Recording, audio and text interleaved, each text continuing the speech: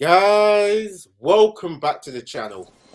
Hello, is it me you're looking for? Hopefully it is me you're looking for. What I'm going to get into. It should be a 2v2 debate, but my man Red Devil is running a bit late. So it's going to be me going against two Liverpool fans. I'm going to see how it goes. But anyway, get with the policy, and that is to hit the like on the premise that the video will be good. And if not, you can feel guilty about not donating what is a free like. You motherfucker!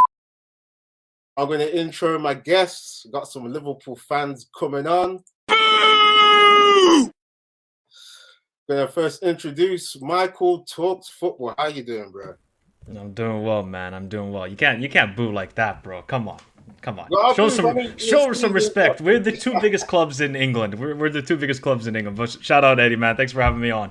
Always a pleasure. And yeah, tomorrow goes down once again. It's going down, man. I gotta boo you guys because of the form, but we're gonna get into it. Don't worry. I've done that all season to my team. And you got your partner here, Ozzy, from the Football Talk podcast, man. How you doing, bro? All good. Thank you for inviting me, Eddie. Appreciate the invite. Looking forward to this game. I know Liverpool have been up and down. I think I would have declined this offer if you'd asked me last week after that Real Madrid lost. But yeah, we're in better spirits now, so hopefully can look forward to this game. You're in some better spirits. Before we get into the heavy stuff, though, I always like to go through some nostalgia, you know? So I just want to go through some memorable goals. I was just thinking about, just the great goals that have been scored between our sides. And I've got to start off with one of my favorite ones. Obviously, the games at Anfield. And come on, guys. I'm sure you've got PTSD from Juan Mata's goal at Anfield. Your last. I know that hurts, Michael. You're saying it's our last win, yeah? Yeah, it is. I mean, that's facts. That's facts, yeah. But you know what I mean? We're stronger now, yeah. So I'm sure you guys are worried about one of our guys coming there because Rashford's on form. We could see an amazing goal from Rashford, guys. We could see it, yeah. I don't know what if you guys have any goals that you remember that's like iconic for Liverpool. Ozzy. Ozzy. Do you remember any goals that are like iconic goals? Should I be shameless and just mention the 9-0 aggro of last season? That's just like in terms of short-term memory, we can speak about that. But I'll reveal my age a little bit. So the earliest memory that I have that was iconic was the 2-2 draw in '95, and that was the two goals that Robbie Fowler scored. The one where he smashed it in top corner, and then that chip over Schmeichel as well. So that was for me quite iconic in terms of Robbie Fowler announcing himself to the world in terms of those exquisite goals, because Schmeichel was probably undoubtedly the best goalkeeper in Europe at the time. So yeah those were iconic. Definitely. I mean, scoring against one of the best keepers with that kind of style. It's a bit before my time because I was watching the Premiership, pretty much around 2002. So that goes back before my time. I don't know, Michael, do you remember that Robbie Fowler goal? I'll reveal my age. I wasn't born then. Now I feel old. The earliest memory I have is, I think it was 01 or 02 when Gerrard was still wearing number 17. He absolutely scored a rocket. Absolute rocket into the top left corner. I still remember that goal. Barthez. Yeah, Barthez, bro. When he was wearing 17. Woo! Absolute rocket. I think I actually might have that goal. I'm going to play the one that I was thinking of. It was an amazing goal. I'm going to... That was the one where he was... Yeah, that's the one. That's the one, yeah. The one, I think that was the first goal that I saw in terms of Liverpool scoring against Man United. And I was like, obviously, I hate you guys. But that goal, as a football fan, I'm like, that was amazing. That was amazing. But guys, before we carry on, I forgot to send some shout outs to people getting in the comments. People get in what goals you think were really nostalgic for you, and we'll discuss it. But big up to Sophia's Football Talk. She's a Man United fan. Big up to you. Big up to Solo. And big up to Aaron, one of my mods. I'm sure I've made you a mod, my friend. Be sure to follow Eddie's Football Waffle. Thank you. And also check out these guys. I'll put your guys link to your channels in the description. So subscribe to Michael Talks Football and Ozzy's channel as well. Football Talk Podcast. Subscribe. Big up to Aaron getting in the likes. 8 likes. Let's get to 10. Keep hitting the like. Like I said at the start of the stream, it's free to hit the likes, guys. So why not hit it? Big up to Matthew Bassett. Thanks for getting in. And Bart is, Bart's one of the Liverpool fans. I don't know if you've seen him in some of your streams. Guys always coming on and talking to me on Twitter. Great to have a duel between Liverpool and Manchester. Yeah, big up to you. The Vujtinator. Thanks for getting in here, mate. Not hitting the like until it's a good stream. Okay, we're going to make sure that we perform. Tough crowd. Big up to Football Power Hour. Evening, gentlemen. AD, big up to you as well, getting in here. I mean, I'm sure AD's still scarred from when, our United took out his Barcelona. And, they had a little bit of a hangover when they lost to Almeria. But I think they recovered with winning against Real Madrid. They beat Real Madrid. Yeah. But, yeah, big up to everyone getting in here. I got a few more goals I want to go through, though, So went through Juan Mata's amazing goal, Gerrard's amazing goal. I think that was 2001, wasn't it, when he scored? Yeah, I think it was 2001. Yeah. But you guys, you got to be fearful of Rashford, a.k.a. Rash Bappe. That's what I call him, because you guys know he's putting up the stats, guys. Yeah? So I'm sure you remember his goal in 2017 when he was cooking Trent. Let me play it. I'm sure you guys are scared.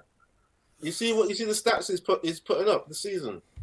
I know he's been the most informed player since the World Cup, so that's probably the only player that I fear. I'm not going to lie. I know a lot of United fans are raving over Weghorst. For me, I don't see it. I just see him as that Burnley striker from last year. And Anthony, I don't know what he does on that byline, that Spinneroonie, whatever you want to call it. Spinneroonie. Yeah, only one people's elbow. Do you know what it is? So, in terms of attacking wise, I think Rashford is the only one that I fear in terms of his threat. Playing either on the left hand side, he might even start up front. Who knows? But I think in either position, he will be very effective. So yeah, that is the only player that I'm fearing right now. Yeah, I mean, I would like to see him up front, but I think we're gonna go with Weghorst because there's been hype over Weghorst not scoring, but like pressing from the front and then setting up play like he's a false nine. Like there's certain fans saying they want to sign him up.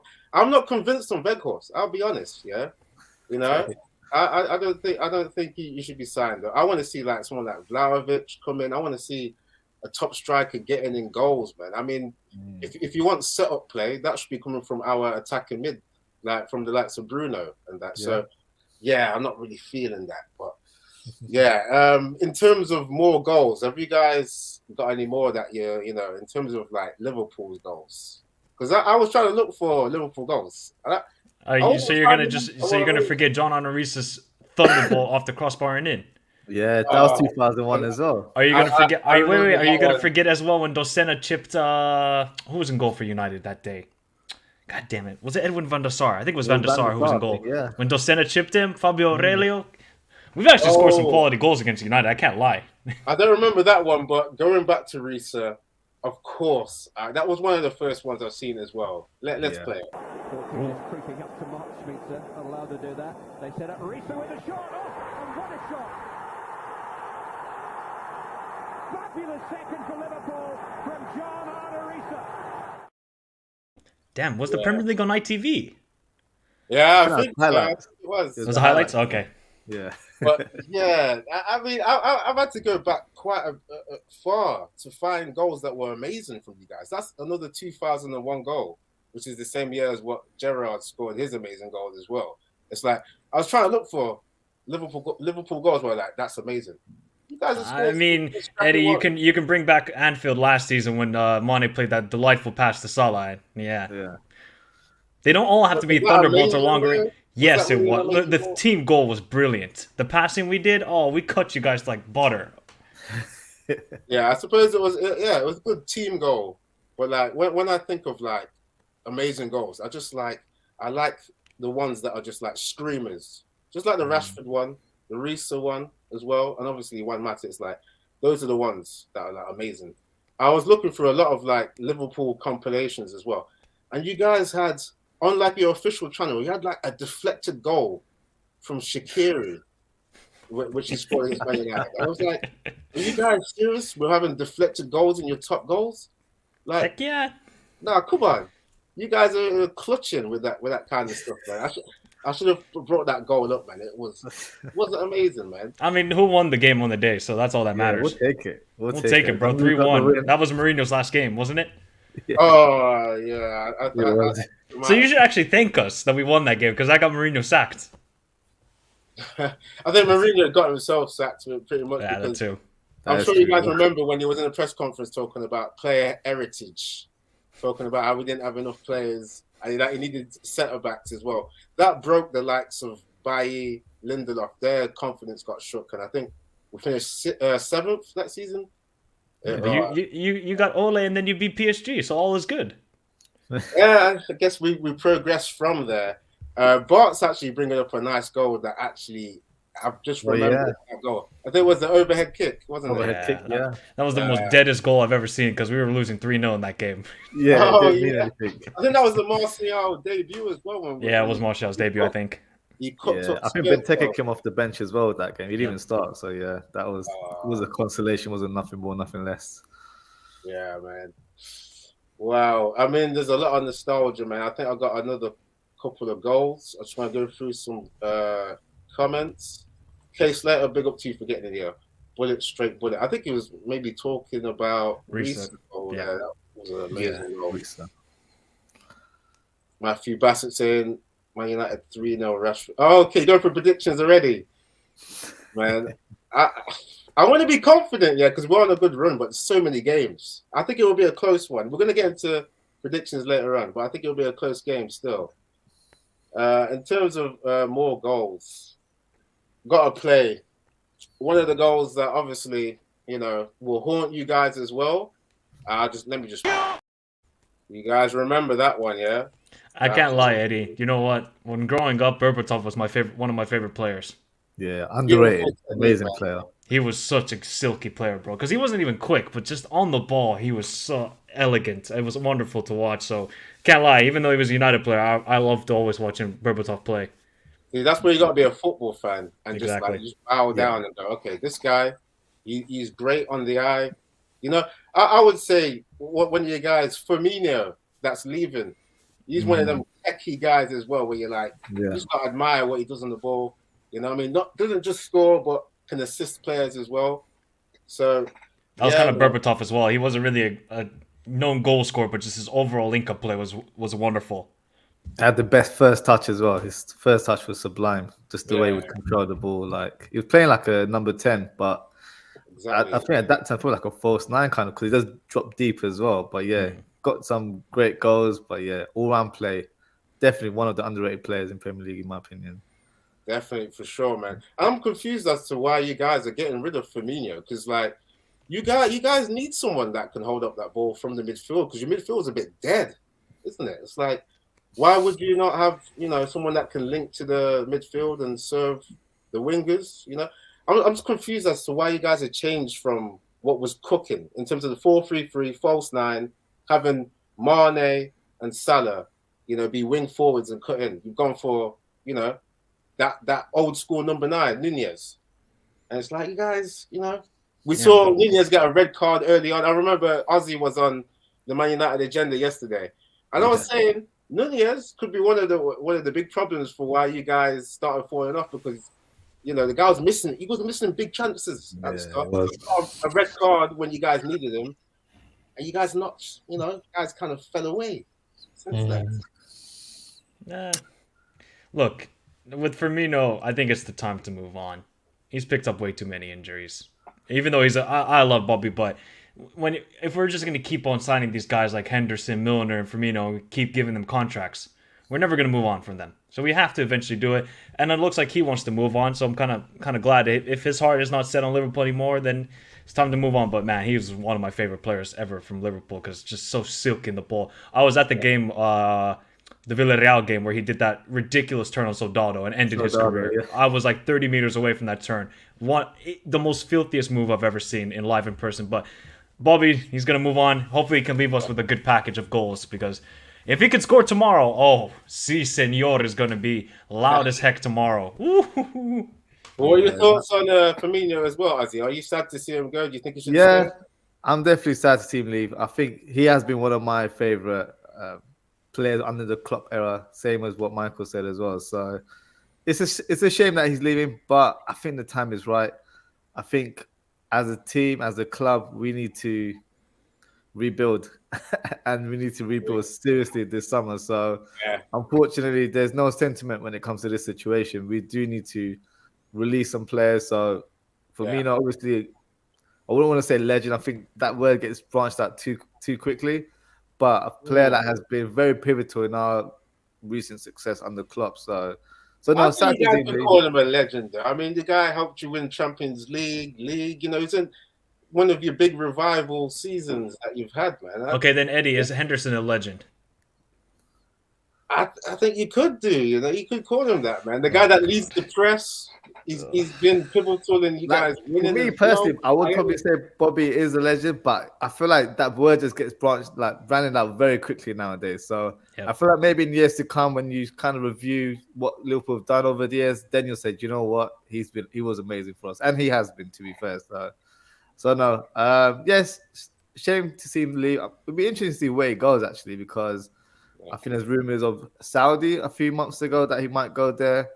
Not really sure, but you know, wherever it goes, wish him all the best. But yeah, Liverpool needs some serious reinforcements this summer. So yeah, because Saudi got big money. So what, he's trying to go to where Ronaldo went? Yeah, apparently that was one of the clubs that were linked to him in January. So obviously, I don't know how much truth there is, but you know, he could easily go to MLS as well if he wanted to. I think that is where he might look. Spain might be an option. I don't know if there's any clubs out there looking for him. So in terms of his ability, I think he can adapt in any of those type of leagues. So yeah, I guess. I'll just say this: Salah and Mane wouldn't cook without Firmino.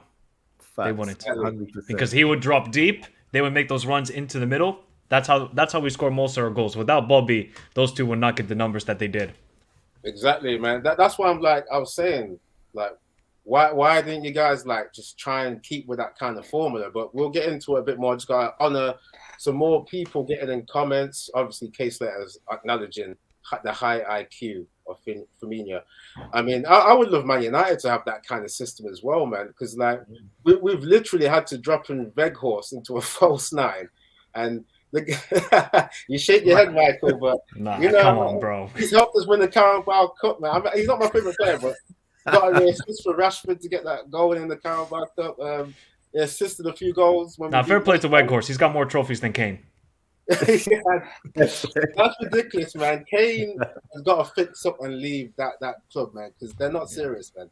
They got in those two managers, Jose and Antonio, to try and, you know, get some quick fix cups, and they're messing about. So it's like, you got to leave, man, somehow. You know what I mean? He's got to, like, not turn up for training for, like, you know, all of the matches that they have next season and force his way out. Big up to Sheikh bin Berber getting in, man. Big up to you, man. Man United fan, obviously. Sheikh bin Berber, obviously hoping for the Qatari owners to come in. If these guys come in, guys, you Liverpool, Chelsea, you know what I mean, Man City, Arsenal, you guys have got to be worried, because you see what we're doing with Glazer money right now. If we get in the Qataris, yeah, and you see what Ten Hag's doing with a patchwork team, I see the fear in you guys' face. Listen, I can't lie. When we were linked with the Qataris like 3 months ago, I was getting so excited. And seeing you guys linked with the Qatari owners right now, I'm fearful. And I have to be honest, because looking at Liverpool and United, historically, one of the two best teams in England in terms of history and everything. So with clubs like Newcastle and Man City, when they were taken over by new owners, they weren't really established clubs. They were clubs that had the potential to move up a level. Yeah. Both of our clubs are on that level. They just need that extra push financially to get the better player or the best players in the world. So I am fearful. I can't lie. You gotta be. We've got to look at the Premier League era. We got 13 Premier Leagues compared to you guys in this new era. Yeah. So obviously, once we get that money, and we just gotta have our structure actually spend the money properly. I'm sure Ten Hag's going to be on the back of the director of football, John Murtough, and he's got to be telling them, "I need more players like Casemiro," basically, isn't it? So. It's gonna be big times for Man United coming through, but I got to get in my tag team partner. Red Devils finally come in, bro. Get in here. How you doing, lad? I'm sorry, I'm a busy doctor. I'm trying. It's that's all I could say, really. That's all I could say. You plan for these things, but then happens. You're just like, oh, so I'm sorry I'm late, guys. I'm sorry I'm late. They were live, by the way. It's all. So all right, anyway, yeah. Man came dressed to the occasion as well. Nah, but yeah, Red Devil, I've been holding the fort down. We're just going through some memorable goals, but we're going to go on to talking about, obviously, the Ten Hag takeover. It's like there's so many thoughts going through my brain because I want to do it justice, but Red Devil, you're going to help me out, man. I mean, obviously, to start off with, I know Michael's saying we spent 200 million, but you got to spend it right, yeah?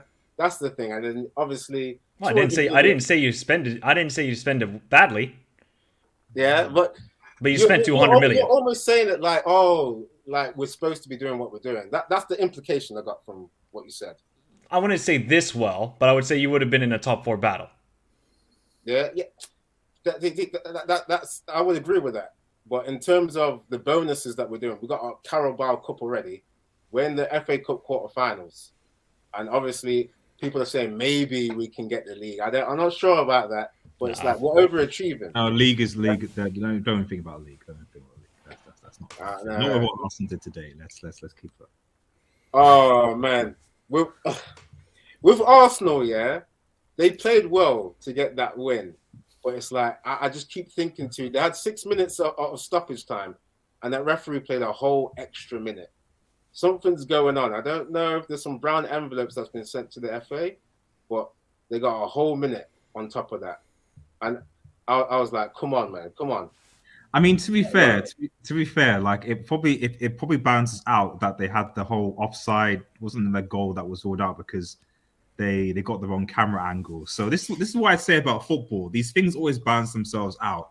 Like you have one injustice against you in one thing, and then eventually it'll balance itself out later.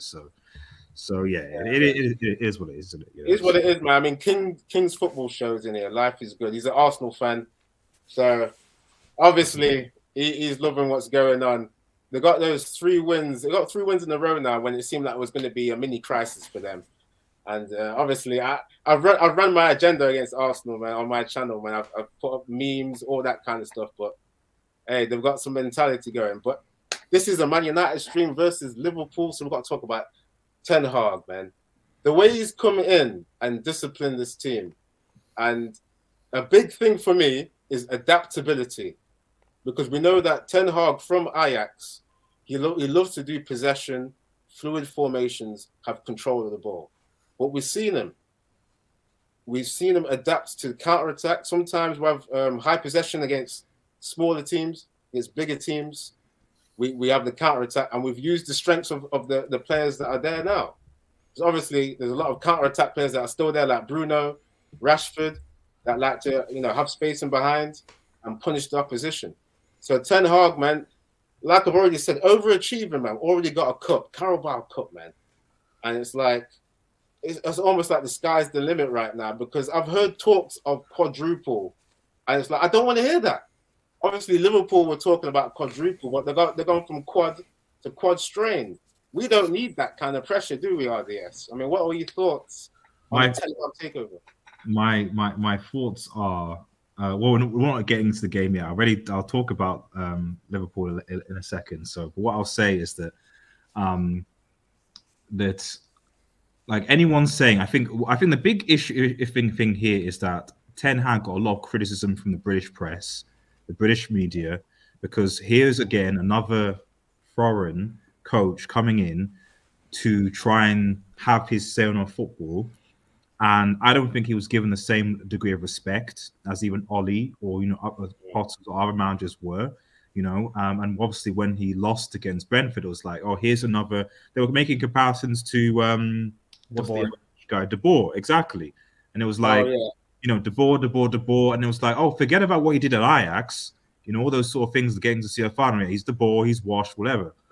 So it is good. So I think that it's nice to actually have him be like, right, okay, I've shown what I can do with this team.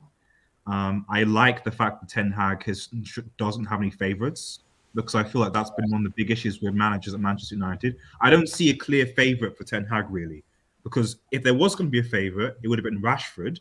Yeah. But he punished Rashford when he turned up late.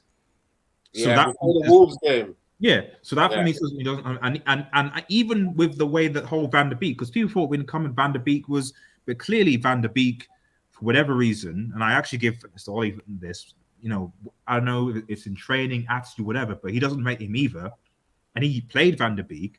So the point I'm trying to make is that like, finally United have a manager that, because I think one of the big issues that maybe Klopp suffers from, although Firmino's gone, is that maybe there is some element of favoritism with certain players. Loyalty tax, etc. My impression with Ten Hag is that is not a thing. Okay, you got to play. If you're not doing well, I don't care if you're captain. Harry Maguire, you're on the bench. That's it. Like you. A big thing is that he should be taken off that captaincy, because we've seen sometimes when he comes on for 5 minutes, you'll get that captain's armband. Yeah, no, I don't get, but but the thing is, unlike Ollie, who felt like he had to play him, and we all thought, oh, you have to always play the captain. Ten Hag's like, I don't do that. I don't do favorites. I don't do, positions or whatever. Like, who's the best in that particular position? Who's going to give me the results? That's how I want to run a team. And it's refreshing. So I don't think his takeover is a coincidence. I just think it's the fact that United finally have a coach who's actually a coach. Yes. So that's my do say. But I'm going to come to what Michael and Ozzy think. I just got to honor some comments. Big up to Rebel getting in here. Even in Eddie, tomorrow should be a juicy game. Hopefully it will be. Hopefully, we'll get some good performances. Obviously, more from Man United's side. Big up to Dutch Christ getting in here. United have won every game when both Bruno and Casemiro have played.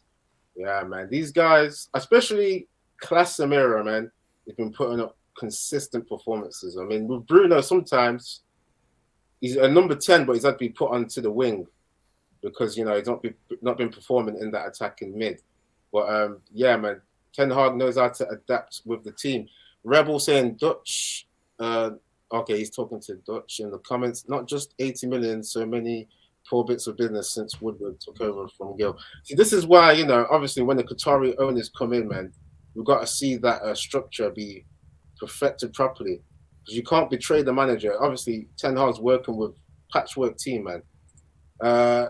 Gaming Sim liked here too. Yeah, thanks. Keep liking the stream, guys. Big up to Eagle Eye for getting in here. It's not looking good. He supports Crystal Palace. I don't know what they did earlier. They lost? They lost again today. Yeah, lost 1-0 to Villa. Yeah, I'm worried about Patrick Vieira now. I think. I'm scared. I don't think winning a lot of games now. How many games? I don't think Palace will get relegated though. I don't think, even though they're losing, I think they've still got. I don't think they'll get relegated. I think that Bournemouth and Southampton are doing far worse, except when Southampton play Chelsea. But that's true. Big up to Rebel again, Eddie. I think Rashford's goal celebration says everyone about. Wait, hold on, Eddie. I think Rashford's goal celebration says everyone about the way Ten Hag has our players set mentally. He's got the right mindset. That's the thing, guys. Michael, what are your views on Ten Hag, man? I mean, did you think he would be this impactful for this season? He's only been in charge 6 months, man.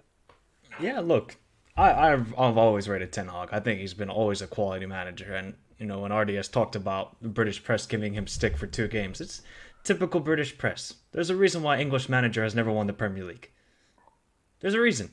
Yeah. So all these guys, they try and dethrone all these foreign managers who fail. Like De Zerbi hasn't even had a game yet in the Premier League. Oh, he's going to be a flop. Look what he's doing with Brighton. Same thing with Ten Hag. They said, okay, after obviously the Brentford 4-0 is an embarrassment. Wasn't it 4-0 after the first half, right? Yeah, it was. Yeah. Yeah, so look, that was an embarrassment. I think Ten Hag really got a reality check. He's like, you know, I got to be ruthless. Like, Harry Maguire, you're just god awful. Get out of this pitch immediately. That's what he did.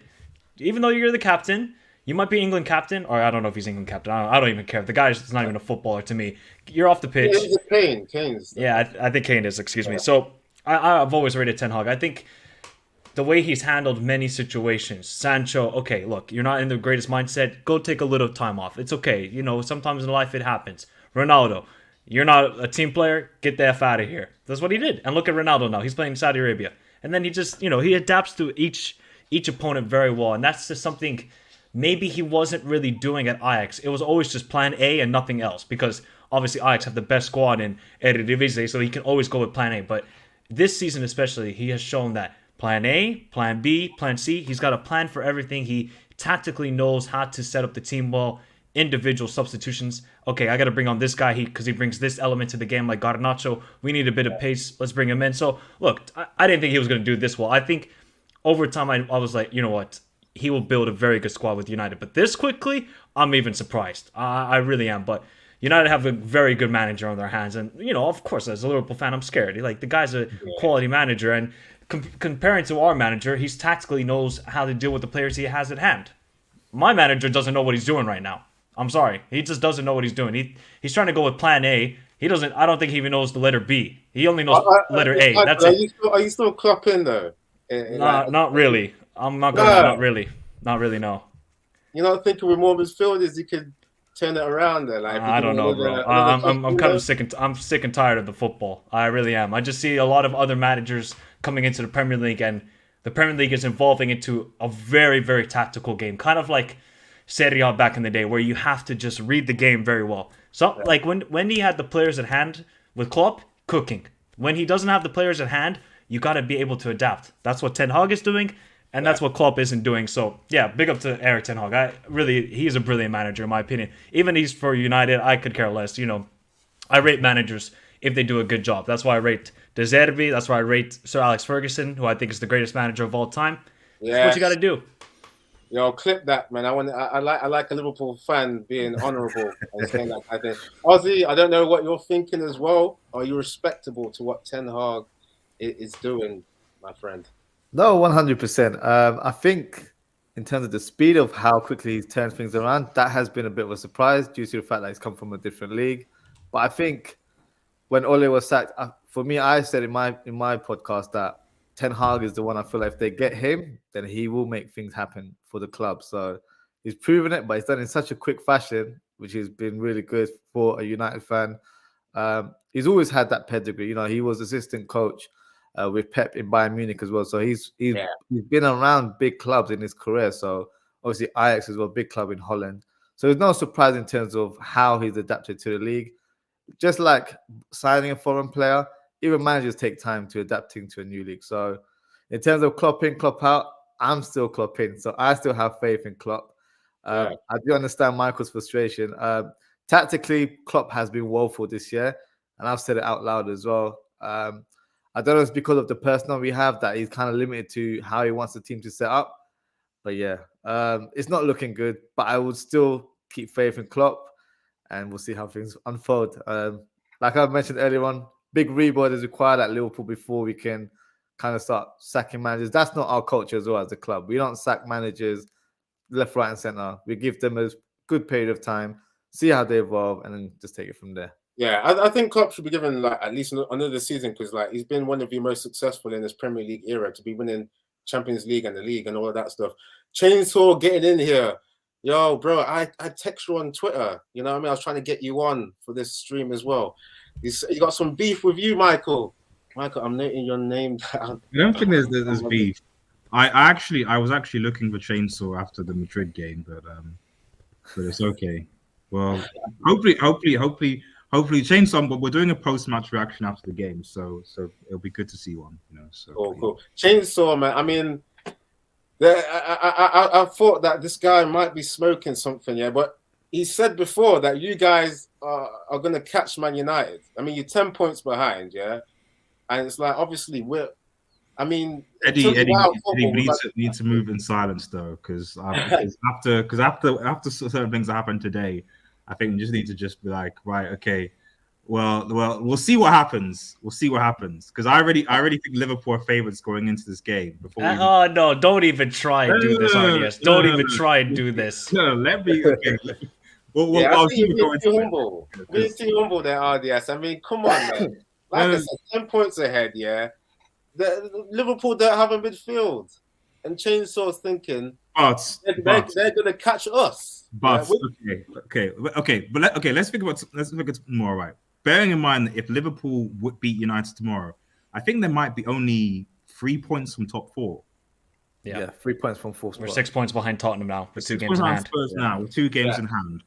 So if they win the game, there'll be 3 points. So that's not so almost already. They're essentially, if they beat United, they're ready. I think that at least going to be finishing top 4, because Chelsea aren't going to be doing anything. Spurs are unreliable. Newcastle seems to be falling off. Another striker. So who else really is there that can consistently do something? It's Liverpool. I hear what you're saying, RDS, but I'm looking at Liverpool's fixtures, yeah, and like in the last 10 games, yeah, they put like a run of 2 wins in a row. They're not putting runs together. This is why I'm confident.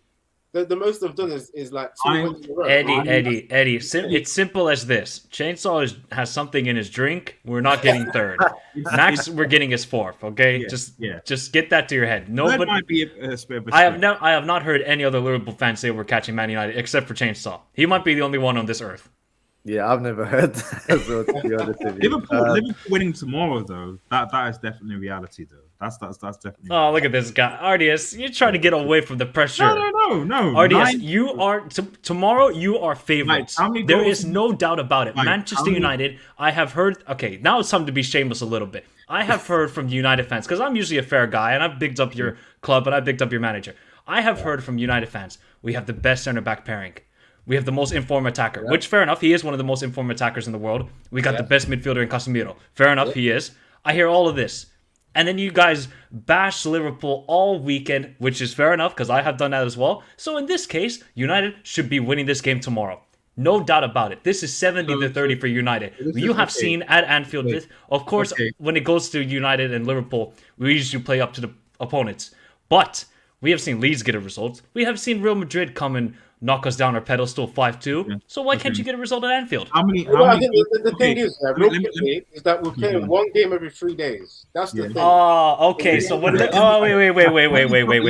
So when Liverpool fans were saying this last season, all we just heard, you guys are complaining, all this, all that. So now when it's United, feel pitiful for us. We got to play every 3 days. Bro, you got this. If you are top club in the world, you're going to play every 3 days. Mike, I appreciate that you're passionate, and I appreciate that. No, it's just facts. Yeah, so let's just about how many goals in the league have Liverpool conceded at Anfield? Can you tell me? At Anfield, we've conceded a lot of goals, actually. No, you have not. Actually, you've only conceded 9 goals at Anfield all season. So, despite the fact that you guys have been struggling, Anfield has actually been a fortress, actually. So you've actually not lost, aside from, I think, Leeds, I don't think you've actually lost any other games at Anfield. Can you think of them? I don't feel like that's right. Can you think? Which other games did you lose at Anfield? We've had a lot of draws, but I don't think we've had a lot of draws. You've had a lot of draws, but I'm talking losses. But the thing is, RDS, because obviously I have to watch every Liverpool game. We should have lost a couple of those games. We should have lost the Wolves, Leicester, those 2 own goals. We have not played well at Anfield. This is what I'm saying, is that you've not played well at Anfield, yet you still only conceded 9 goals, and you've only basically had 1 loss all season. And now you're going to be. This is a derby. Form goes out the window when it comes to a derby. There is no way in hell that Liverpool fans, bearing in mind that the last time Manchester United won at Anfield was it Juan Mata? Yeah. Okay, so we're in a situation where I don't care how Liverpool perceives you bad, because I know that Darwin Núñez will be like, yeah, it's time for me to do something. Of course he will. Salah, all these. Basically, what I'm trying to say is that you guys are underestimating the Liverpool Football Club. in a derby, at home, at Anfield, the atmosphere, I wouldn't be surprised if Liverpool got like a 1 or 2-0 dub in this game. You know, so because we've seen, I'm not sure what you're doing here, bro. And I'll end with this. I'll end with this. I know the ways of RDS. I'll end with this. In the top 6, top 7, which United's been great at Old Trafford. So if I was Old Trafford, I'd be confident. But have we actually beaten any of the top 5 or 6 teams away from home yet? We lost to City. We lost to Arsenal. We couldn't even beat Chelsea at Stamford Bridge. Yeah, we should have won that. Yeah. We're not playing Newcastle at St. James's yet, or Brighton. So our away record against the top 6, 7 is not that great. And now we're away at Anfield. So I've given you my case. This is why I think that, you know what? Liverpool may actually have this. I think. RDS, I'm disappointed, man. I know. We should go with some fire, innit? I think it'll be a 2-1 to Liverpool guys. Look at this. People, this is called the definition of a jinx. This is called the definition of a jinx. Okay. What are you doing, RDS? The jinx stuff, man. It's either you want the underdog label or something, because we are the underdogs. We're the underdogs. No, but you're clearly favourites. You've been how you're the most informed team right now in the league right now. So there's no way you've got any advantage. Like who we played that, who we've beaten and played that's in the league. That's here, artists. Here, I'll give you one thing. One thing that you didn't have at City, unless the last 30 minutes, and you didn't have at Arsenal, was one Casemiro. Okay. Is he playing tomorrow? Is he starting tomorrow? Yes. Okay. He makes a big difference. Okay. That is true. Casemiro against them makes a massive difference. But there is one thing that you have that we don't have. What is that? And that is a number 9 that can score goals and can press. Who's that?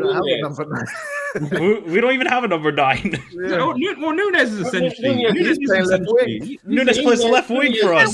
This guy misses chances like I know he does, but I mean, he can. Now, to be fair, Eddie, actually, in the last couple of weeks, Nunes has actually stepped up and he's become more clinical. He's actually become more clinical. Yeah. Okay. He's actually been he's been our biggest threat in the attackers, because the other 2 guys, I don't know what they're doing on the pitch. Okay. Well, yeah, RDS, I've just got to say, I'm disappointed in you trying to I mean, it's actually logical what you're saying, but I'm still I'm obviously I'm trying to gas on United, but you're bringing it Eddie, down. I am a United. I don't like it. I'm bigging up, and what I'm trying to say is that United fans need to be realistic. We can win this game, we can, but we're going up against a Liverpool side. They're going to be up for it, because I still remember even when United were dominating, really dominating under Fergie, there were still difficult, hard games at Anfield. Liverpool were garbage, and they were still picking up points, beating the strong, etc. So why would I this? As someone who's watched that, it's it was always Liverpool. Oh, we're going to drop points at Anfield. Even under Fergie, we're going to drop points at Anfield. Even though they've got Roy Hodgson as their coach, you're still that was so many times. But RDS, real quick, we've got to take from the fact that these guys recently lost 5-2 to Real Madrid. Yeah, the whole aura of the cup, it's in the bin right now. So you want to push back on that? You know that Real Madrid team, right? Didn't that Real Madrid team 2 days? Have that Real Madrid team won a game in the league or Copa del Rey since then? Because that same Real Madrid team lost to Barcelona due to an own goal, and we slapped Barcelona. So it doesn't. The point is it doesn't. It's just matchups. It's just matchups. In that matchup, Liverpool. We know that Liverpool's kryptonite is Vinicius Junior. Yeah, exactly. You know what I mean? So our Vinicius Junior is Rashford. Yeah, we've got to be doing what Real Madrid did. Yeah, have no respect for this guy. Yeah. RDS, we can't be looking at all of the logic that you're talking about. Okay. You know what I mean? We just got to be in the moment and just go with that momentum. Yeah? We've got individual talent. You know what I mean? Casemiro, the likes of Garnacho. Preach, Eddie, preach. We're the under. We're the likes of Garnacho that can come on. You know what I mean?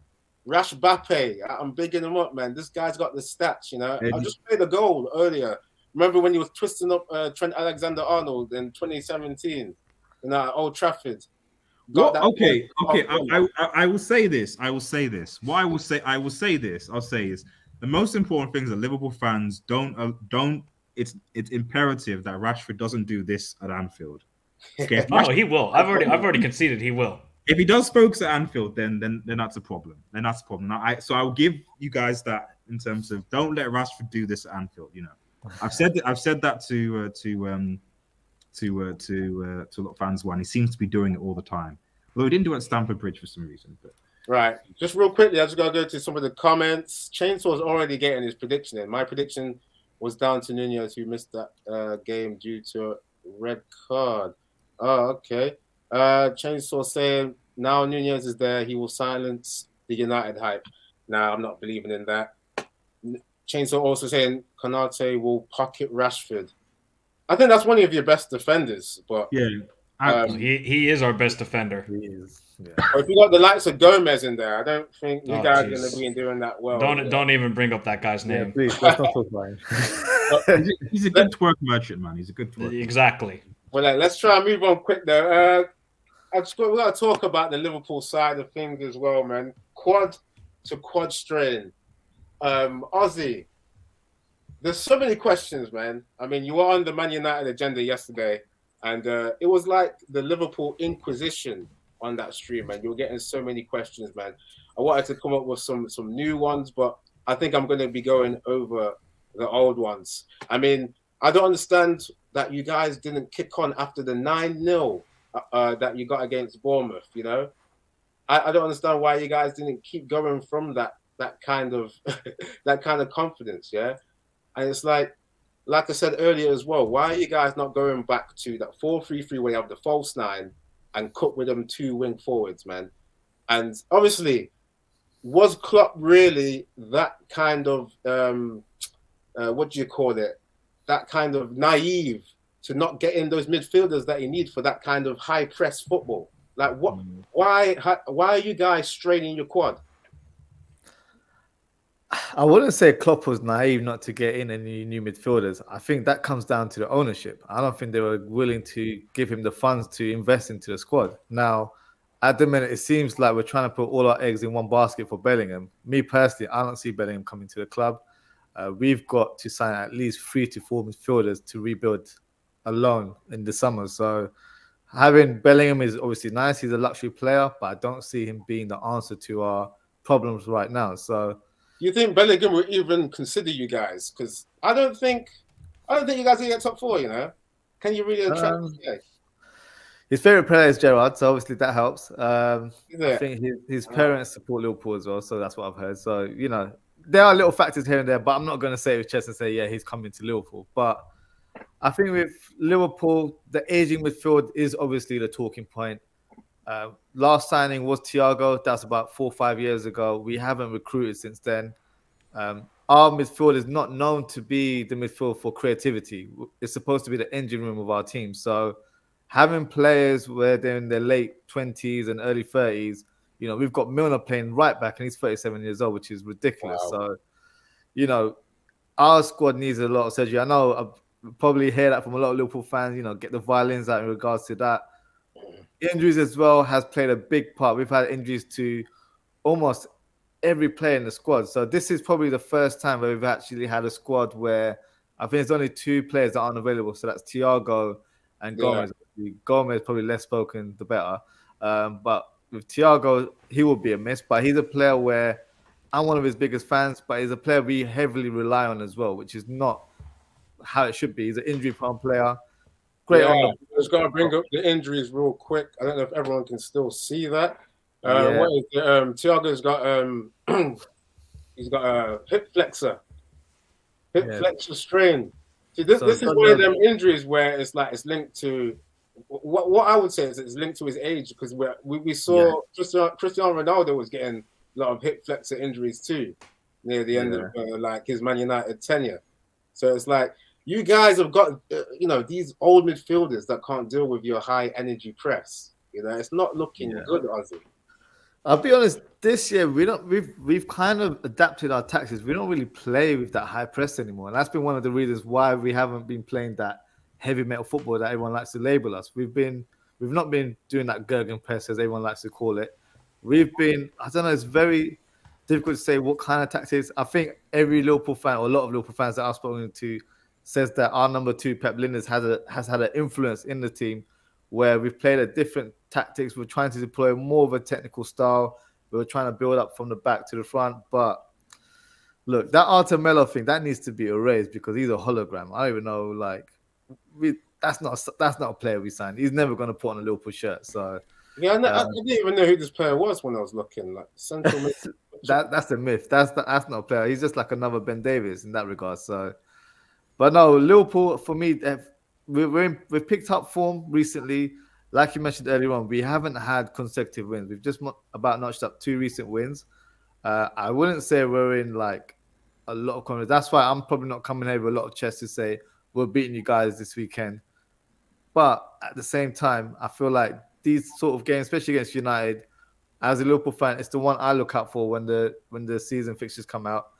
And I feel like form does go out the window, despite what you think in terms of how the teams are performing outside the league. And it's a one-off game, so let's see how it goes. Let's see how it goes, man.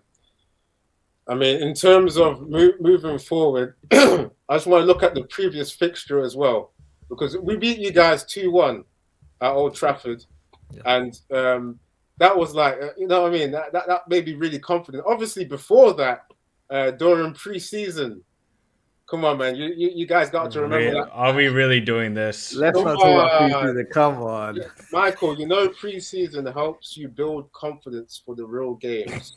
So I'm sure you guys remember this. The match, the winner, Manchester United.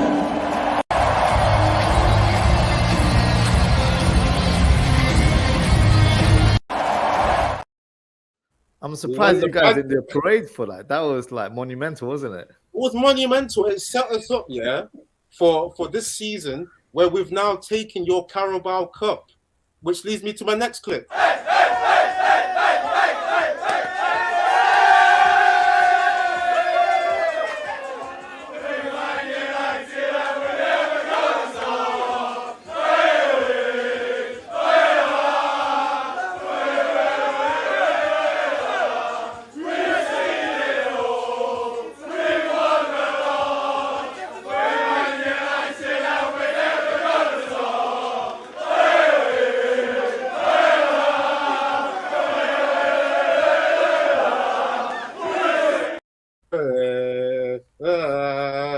Man United, we're never going to stop. Come on, guys.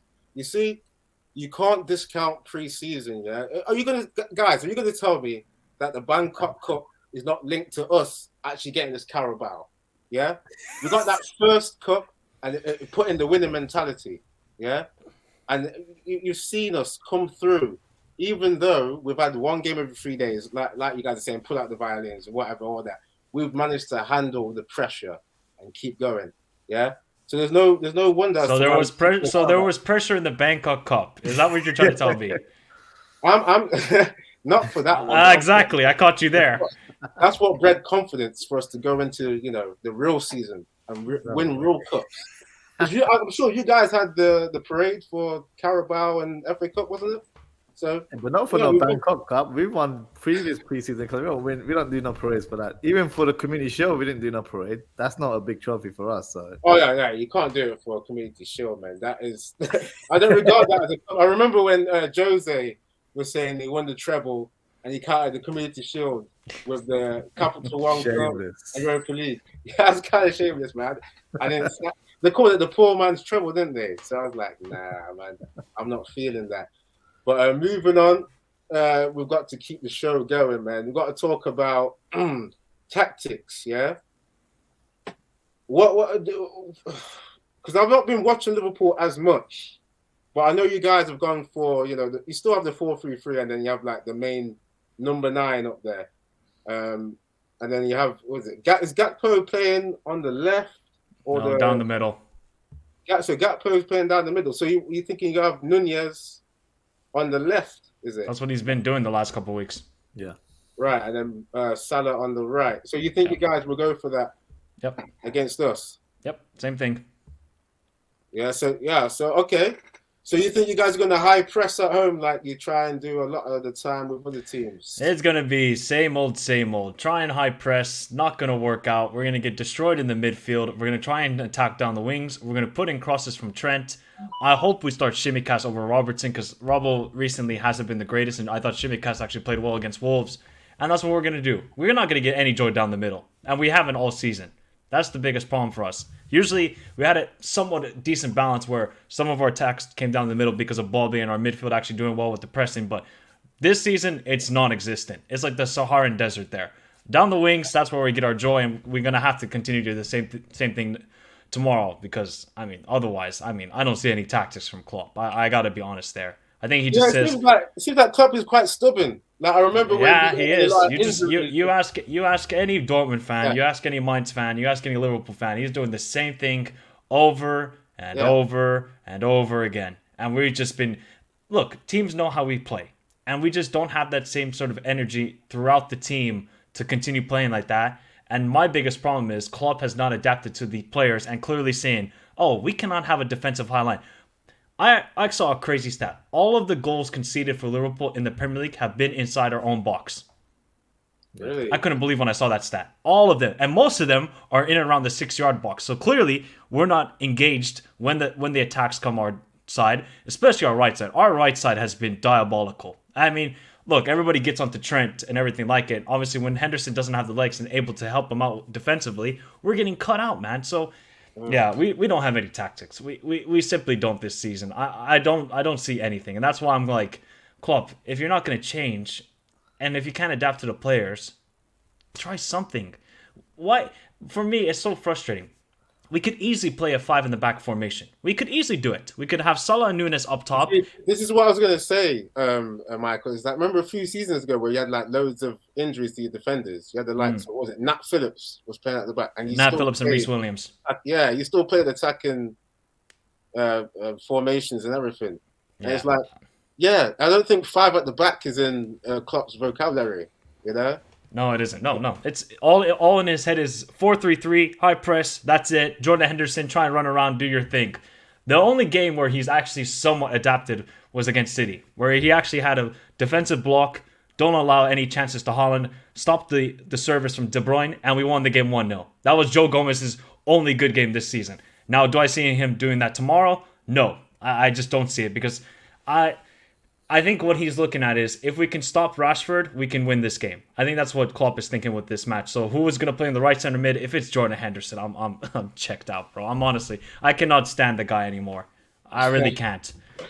He's just an NFL. He's honestly just an NFL kicker out there. That's all Jordan Henderson is. Captain, man. You need to put respect to them. I don't care if he's captain. Harry Maguire's your captain. Do you have any respect for him? No. Exactly. There we go. Then. The guy. I don't know why. For 5 minutes. No, but the difference is that Henderson has a Premier League and a Champions League trophy. So Harry Maguire's got a Carabao Cup now. He was the first person to lift it. And don't forget the Bangkok trophy as well. That's what. Exactly.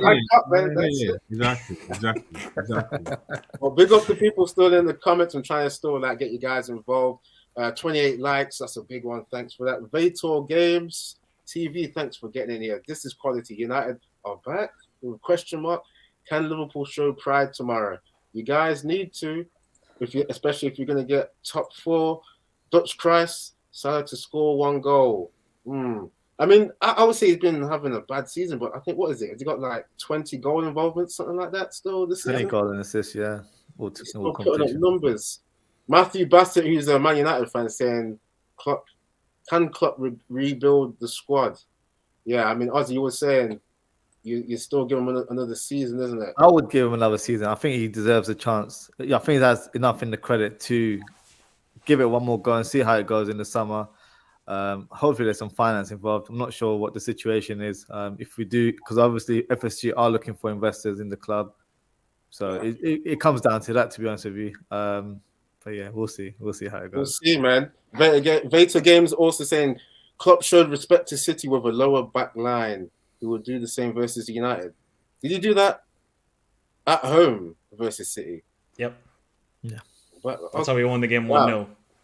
We switched up our formation as well. We played a 4-2-3-1 in that one, so that was quite an adventurous formation we played. But since then, he's kind of, I think he had to do that formation because we didn't have a lot of midfielders, so he only had the opportunity to play two midfielders. But that's the formation that I've been screaming out for.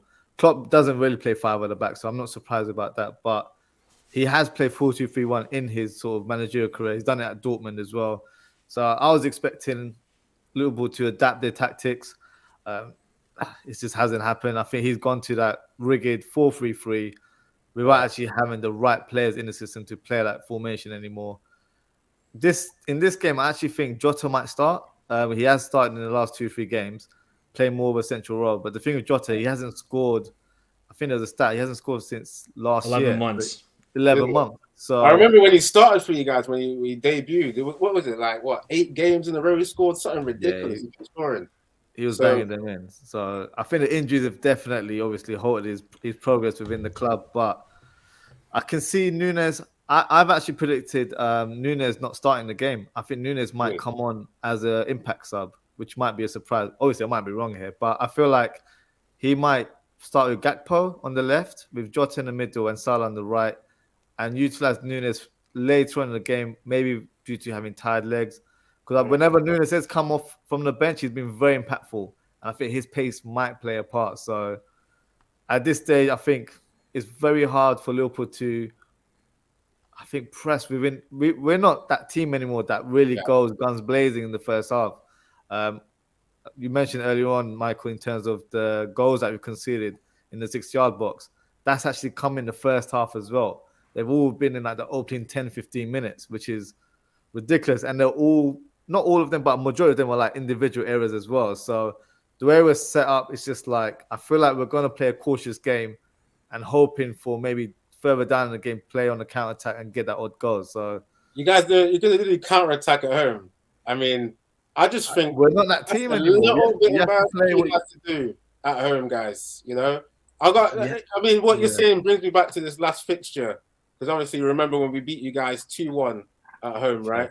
And you're talking about goals scored in your area. I remember Sancho's goal where Van Dijk, he was trying to defend with his aura, wasn't happening. And obviously Rashford got a goal on the counter-attack for the second one. I think Mohamed Salah got a little consolation goal, which was like obviously worth nothing. But if we look at this team here, I think it's going to be different to what's going to be started in this latest game. We actually had Elanga starting, guys. You Liverpool guys got to be embarrassed, man. We were actually winning with the likes of Elanga. Eddie, don't even try and say embarrassed. You got embarrassed last season. Don't even try and do that. No, Michael, because we had McTominay in midfield as well. So you've seen how he's dropped off. Yeah, Eddie, you could try and do this and be shameless a little bit. I can go back to many poor Liverpool teams and that have beaten you guys at Anfield. You let David Ngog score a goal. Yes, I'm about to of course, look, it's bad that we lost to Elanga, of course, and McSauce. He's McSauce to me. You guys should keep him, give him a lifetime contract. I just want to give evidence one. Look at this midfield for Liverpool. That's it. Yeah, Elliot, Henderson. Brexit all around there. Yeah, I remember you guys. I mean, I think I remember. Let me try and get up the match stats as well, because I'm sure you guys had a lot of possession. Yeah, we had like 75% ball possession in this game. It was crazy.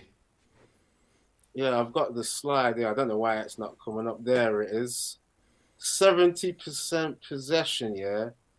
And you guys had 17 shots. Look how many touches you had. More like double what we had as well. More passes. And it's like, this is the thing. This is what reflects what Ten Hag's done in terms of adaptability. The fact that we can have as many attempts on target as well as you guys that dominate possession. And that's what's good. We did this against Barcelona, where we contained, and then when we needed to attack and get like, the right kinds of shots on target, the goals, we did it. So I don't know. I reckon I don't see you guys trying to sit back against us. I reckon Klopp's going to have some more pride and try and press us, yeah. And I see you guys try, not sitting back like you guys are saying with what is it? Like what happened against City where you sat deep. I don't see you guys doing that. I mean, in terms of starting lineup, Ozzy was talking a bit about. You were saying, was it Nunez on the left and No, so I think Gakpo might play on the left with Gakpo, Jota in the middle and Salah on the right. I'd actually go for Tsimikas to play left back. I think a lot of people are predicting Robertson to come in because he was rested midweek. But for me, Robertson looks burnt out in terms of recent performances. So Tsimikas for me offers a bit more variation in terms of his passing. So I feel like that could be quite helpful in this game. So I'd go for Tsimikas on the left-hand side, but let's see what Klopp does. right? And I've got to set up RDS because I've not heard from you in a bit of time. I'm just going to bring up the lineup that I think will happen, and then RDS can go off of that. Because I'm thinking we're going to do what we tried to do against Barcelona, which is like pretty much playing a 4-1-4-1. And this is what I think Ten Hag will do, which is, having Wan-Bissaka come in because we rested Wan-Bissaka for the last game. Obviously, Varane, Martinez, Casemiro are in there because they're just the soldiers. Shaw on the left. Fred was rested for the last game. I think he would play as like a number 8 with Bruno. Anthony on the right. Rashbappe on the left. And I think because Weghorst, he's been doing well in terms of linking up play.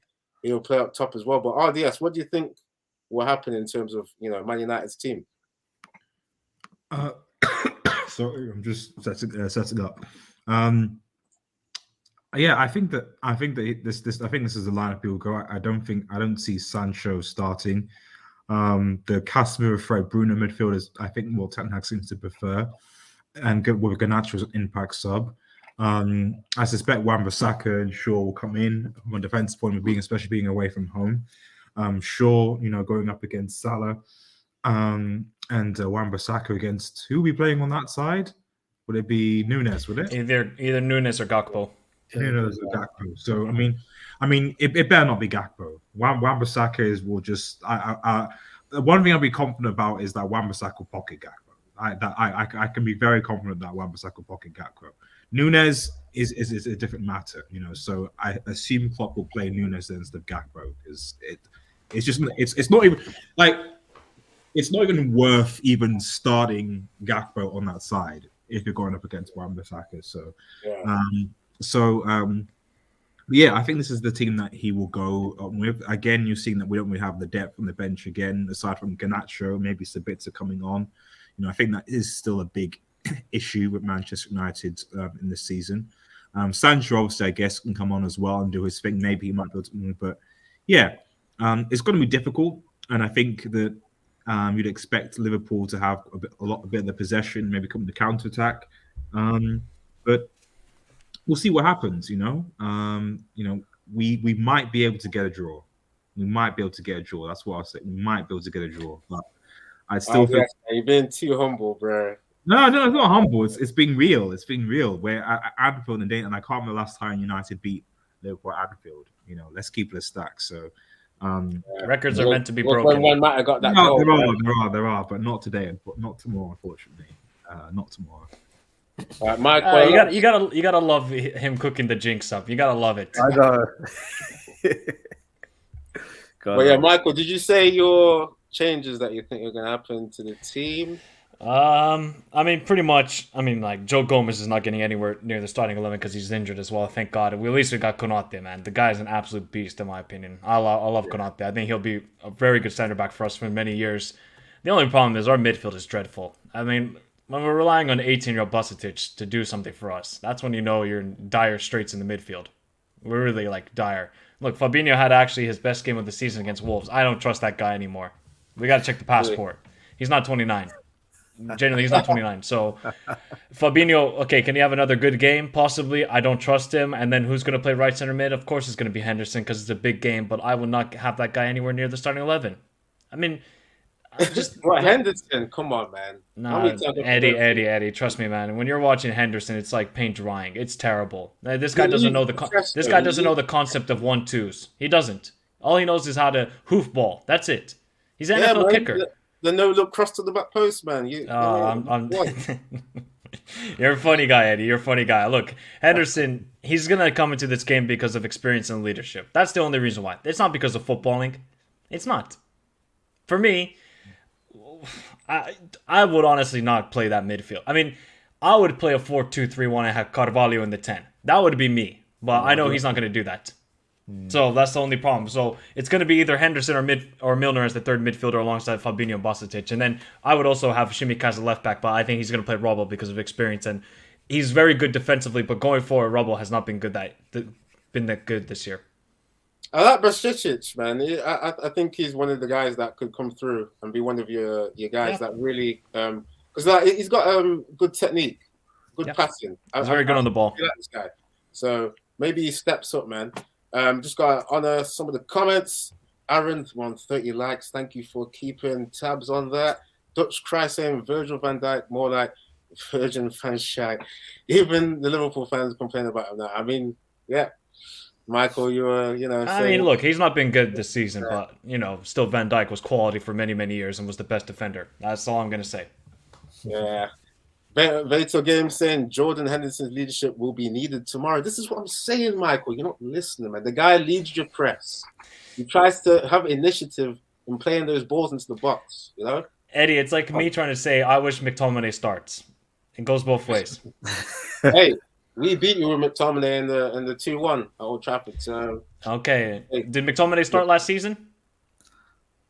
Well, I don't want to talk about last season. Oh, okay. We don't talk about last season. We're talking about this season. Okay, the biggest beatdown ever. Hey, we're talking about this season. Yeah. Okay. This season. Okay. We're focusing on this season. We're focusing on this season. Gotcha. Looks Christ saying Rashford to score one. Rashford averages 2.8 shots per game overall in the Premier League. You know what I mean? This guy's on it. And also saying Rash Bappe, yes, get with the nickname. That's what he is, man. Rash Bappe as a number 9 with Garnacho on the left. Maybe that could happen in like the second half because I don't think Ten Hag drops Weghorst because he's been playing a bit well recently. Beta Game saying United played counter versus City at home. Klopp is talking a lot. He's going to have something different at home versus United. It's going to be interesting, man. I just don't see him. I just have a feeling he won't respect us. I think you try and because he's going to think like about the last season, like Michael was saying, like when you embarrassed us. I think maybe you're going to try and have that pride and try and push us back.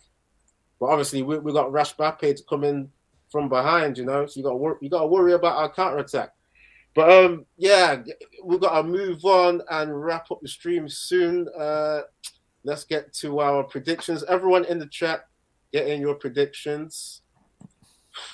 For me, I'm just listening to RDS put everything in perspective. And, I wanted to have gas. Thank you, Eddie. Put it into perspective. Yeah, you've been like, so sobering me up. And it's like, I've not liked it. But yeah, I think because of like our record at Anfield has not been great, and then like I said, we played like so many games. You know what I mean? We're not robots, so I'm thinking I think we still get goals. I reckon it'll be a 2-2 draw. Michael, I don't know what you're thinking for the result, bro. 2-1 United. Oh, no confidence, yeah. I mean, look, we're at home, but I just this team just don't fill me with any confidence at the moment. And you say your manager says era's come to an end. So if you want to end this era, this is the game. Put the nail in the coffin. You beat Liverpool finally at Anfield. This is the match to do it. Look, United have done very well this season. Very, very well. And I just think your manager will tactically adapt to the game and he will understand, okay, I got to bring Garnacho on in this moment and get Rashford in one-on-one situations as much as possible against Trent. Let him cook there. I think this is what's going to happen. I feel like, to be honest, if Liverpool don't score in the first, I would say 25 minutes, we're going to lose the game. Wow. Yeah. Ozzy, what are you saying, bro? I'm going for a 1-1 draw. I don't see this game being the exciting game that I think fans are expecting. It's going to be a cautious affair, in my opinion. I think it's going to be more of a tactical battle than anything else. I don't see us scoring more than one goal. We're not scoring lots of goals in every game right now. So we have picked up form, but I don't think it's enough to kind of roll over United in this fixture. So I'm going for 1-1. And the thing is, Eddie, we've kept, 4 clean sheets. We're giving up so many chances. Yeah. We're giving up all the chances in the world. So if a guy like Rashford, who's very clinical this season, gets those chances, he will score. Exactly. I don't even want to come to RDS because we heard I mean, being too humble before. But anyway, I mean, what I will say is that, like, isn't it funny how Liverpool fans before they played the Manchester City game were like, "Oh, we're not favourites. Oh, we're doing. Milner. Oh, this. Oh, that Anfield," and yet somehow they still managed to beat Manchester City, who were like obviously at the top of the time doing really well, 1-0. So this is what I'm saying. It's like, when Liverpool play and against Chelsea, okay, they didn't beat them twice, but didn't lose.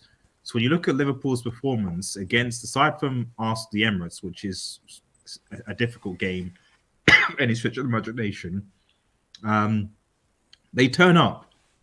And this is the thing with this Liverpool team, they turn up, in these big domestic games, and let alone against Manchester United. So I'm not going to say a loss, but I will probably say a 1-1 draw. I'll be able to say a 1-1 draw because I don't care how great Ten is doing right now. I've seen Liverpool teams under Hodgson get results against United. Didn't have people like Lambert and what is it? Like, Exactly. So let's not talk about that. Liverpool's form doesn't matter when it comes to a derby because there's no way their fans would allow them to be baptized by United at Anfield. In public, that just is not going to happen. People could get killed. Whoa. So they're not. They hate it. It's not going to happen. So they're going to put up a fight, and so because they're going to put up a fight, United need to be careful. So I think a 1-1 draw will probably be a fair result. I think there's 3 of us projecting draws, and then Michael's gone for the 2-1 win for United. Oh, by the way, if we win tomorrow, I'm going to be shameless as hell. I don't give a shit. I don't give a shit, bro. If we win 3-0, I'm going to clown you guys. No. I've already said we're underdogs anyway, so it's nothing. I mean, that's you being the jinx master right there, RDS. If you win, I'll be like, yeah, it is what it is, So like, I will support. No, but come on, RDS, you haven't won an Anfield since 2015. Exactly. You have to eventually do it, and your squad is very good at the moment. You have the best CDM. I'll go again. Look, I love Casemiro. I think he's an absolute baller of a midfield. I think he's the best midfielder in the Premier League right now. Unless, him and Odegaard. If those two played in the same team, boy, Real Madrid could have had a sick team. This is what I'm saying to you guys to be scared. Once we get do you think that when City do you think when City played Liverpool in the season that City had a superior team to Liverpool? Oh, 100%. RDS. Look, I predicted that we would lose that game 3-1. I'm just surprised that Klopp didn't play his same sort of way where it was high pressing. He actually played in a low block. I just don't see him doing that against United. I really don't. I don't know. I have a feeling that I don't feel like he's going to try and go toe to toe with Ten Hag. I think he'll know that the midfield isn't. I think he's going to rely on the counter attack in this game. RDS, man, we've seen Klopp press with the likes of Nat Phillips and Reece Williams when they were having all them injuries a few seasons ago. I think he will press, and that's why I think obviously we get the counter attack. So I wouldn't put it past Klopp trying to have too much pride. The only thing I guess is that it's with Casemiro in the midfield and obviously Varane the side, the counter attacking them will be a bit difficult. So I still think he'll try, but it doesn't necessarily mean it will work, But we'll see what happens. Because I think the thing I've noticed for United is that, like, whatever you say, yes, we are doing well, but we are still starting very slow. Yeah, that's true. There's a lot of times where we have to fix the formula in the second half. So Barcelona, all these games, we're starting slow in both halves. We're starting really slow, and at the end of the day, I feel that against the Liverpool side, if they're on it, you'll get punished. So yes, we came back from 2-1, 1-0, etc. But are you going to be able to come back 2-0 down at Anfield? No, Real Madrid did it 5-2. Yeah, but Real Madrid, Real Madrid are Liverpool's daddies, So that is just, unfortunately, that is just it is what it is, So against United, it's different. All right, man. I just gotta go through some predictions in the comments before we wrap up. Chainsaw going with the 3-0. I mean, Chainsaw says he doesn't smoke, but I think you're on something. Man. I don't think it would be that much of a clean win for you guys. Like if you're going to win, maybe it'd be fine margin. Yeah, I don't see that happening. The Bruce Tonator saying 1-1 or 2-1 United. I'm on that level. Like I said, 2-2, or like I think it's a win or draw for Man United. To be honest, big up to Optimus. What is it? Optimus Low. Any beard tips, my brothers. Yeah. So what you gotta do? Yeah, make sure you get the olive oil. Yeah, rub that into your beard. Olive oil. Yeah, olive oil is very good. It softens your beard so you can comb it nice. And obviously, olive oil has got all of the nutrients and obviously keeps your hair growing nicely. So that's a good tip for you. Ozzy, got any tips? Mine's is genetics, mate. So maybe coconut oil. I don't know. Coconut oil is quite useful for my hair growth. So yeah. Michael, what do you use in your beard? Nah, just beard oil, bro. That's it. Yeah. Oh yes, I don't think you got the beard, do you? I think you got the clean. Well, no, I just shave quite a bit. So, but yeah, you know, so I totally tout the beard oil thing. Wait, so. RDS, you have to have a clean shave for work, don't you? Yeah, exactly. Yeah. So it has to be like I boast a small goatee, but that's as far as it goes. So. Cool. AD saying 1-1 as well. Yeah, I think it will be close. But yeah, we're gonna wrap up now. Just gonna get in a few last comments. Oh yeah, Dutch Cry saying I'm going 2-1 to United, but I haven't looked at the fixture properly yet. Plus, it's best to wait until the starting lineup is announced. That is respectable, my friends. What else are you saying? Thanks to putting respect on Don's name, Liverpool fan, Casemiro, NUNCA. Nunca decepciona. What's that mean? Like Casemiro never disappoints. Oh, okay. Yeah. It's gonna be a good one, guys. But we've been on long enough. Thanks to everyone getting in the comments. Thanks to you guys sparing the time. Michael talks football. I've put your link in the description, but obviously plug yourself. Tell the people what you do. No, just talk about everything football. Might be a Liverpool fan, but thank God I don't have a Liverpool channel because this season would be depressing. That's for sure. And everybody would just come in my comments and cook me. But you can catch me on Michael Talks Football. You know, I praise the Man United. I do it. But if I'm having a match reaction tomorrow, if Liverpool beat United like 3 or 4-0, I will finally be shameless this season. Finally. And I can do it. Because if there's one game I do not want to lose, it's this game. I could care less how bad we are. We just need to win this game because I have so many United friends. So many. And I absolutely despise them on the day. Because all they do is just send me text messages, this and that, this and that. I didn't hear from them in the last 3 years. I haven't heard anything from them. It's all quiet as a mouse. I better hear some chat tomorrow in the morning, guys. I better hear some chat. But big up, Eddie. Thanks for having me on. Big up to RDS and Aussie. So, bro, if you lose, you're officially Napoli Studios. No. That's on one channel. That's on just one channel. Everywhere else, I'm a Liverpool fan. Okay. And Ozzy, where can we find you, bro? Yeah, you can find me on YouTube, Football Talk Podcast. You can follow me on Twitter at OzzyFTP. I kind of echo Michael as well. I will be shameless if Liverpool win tomorrow, regardless. This is a fixture I look out for as well. I have a lot of United friends. So that's the one that I'm looking out for. Make sure to tune in. I do similar content as Michael. I don't just cover Liverpool. My channel is not a Liverpool channel. I do cover the Premier League on a weekly basis. So make sure to tune in. And lots of content coming up soon. Cool. Ozzy's links in the description as well. RDS, you got to go in a bit, so plug yourself, my friend. Cool. Well, yes. So it's Red Devil Studio, so it's mostly United content, but I do cover other clubs as well when I get time. So I am literally going over to my channel as we speak to set up for a nice Liverpool preview. Hopefully joined by some of the guys in the stream. So check us out. And thank you, Eddie, again for having the show. Make sure you guys like and subscribe to Eddie Football Waffles. Let's get them to 1K ASAP. Thanks, RDS. All right, just feel free to check out. If you need to check out now, just go through the last few comments. Top show from all. Yes, Matthew Bassett, big up to you. Bruce Nater, cheers all. Take care. Sophie's Football Talk 2-1 to Man United. Yes, come on. She's also obviously Man United fan. Subscribe to Sophia's Talk Football. Dutch Christ, big up yourself again. Man United have won once away to top half teams. Don't come on with the negativity.